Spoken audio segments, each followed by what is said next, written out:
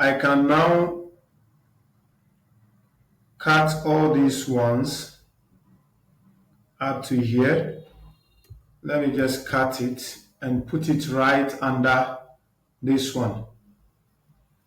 Okay, so I put it here and it is there. Okay, that's nice. So now there are labels here, the header, which we are going to have to bring to this side. So we go to where we have our data set, and then I'm going to copy the header all the way from here.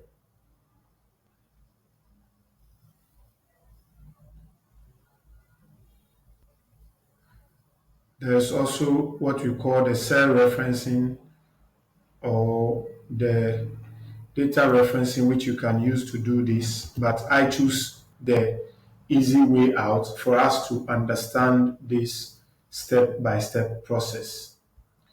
Okay, so I'm coming to where I track tendency and spread.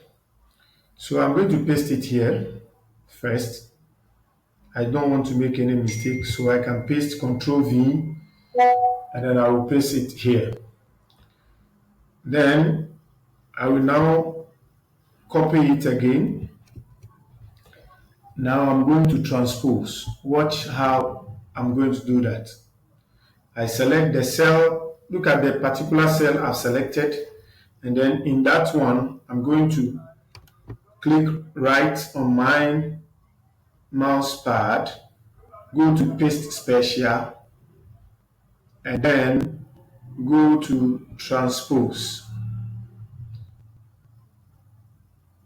Okay, so here we are. Okay, so you can realize that actually we don't need the name and the income group, but it looks like they have come here. They are uninvited guests, so I'll take care of them quickly. Take them out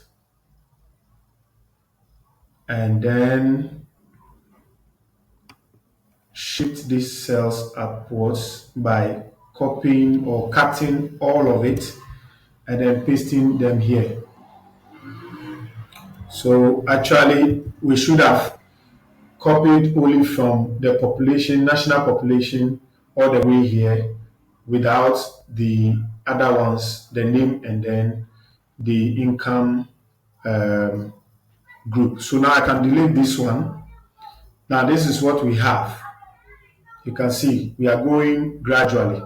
So there are some of the elements in it that we may not need, but then just to show you how to go through all that. So the next thing to look at is the quartiles.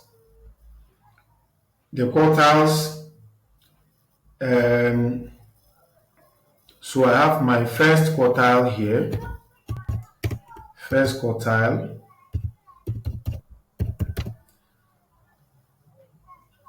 And then I have my second quartile here.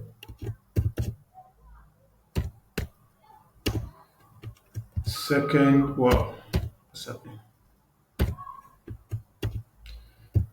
Second quartile here.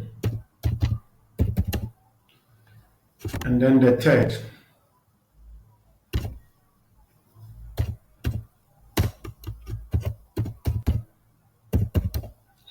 Okay, so before we come back to come and calculate the quartiles, please note that you cannot calculate or you may not get the accurate figures for the quartile unless you sort out the data in the data set that you wish to find the quartile for. So for instance, as we come and find the quartiles for some of the data set that we have here, remember that we have to sort it out first.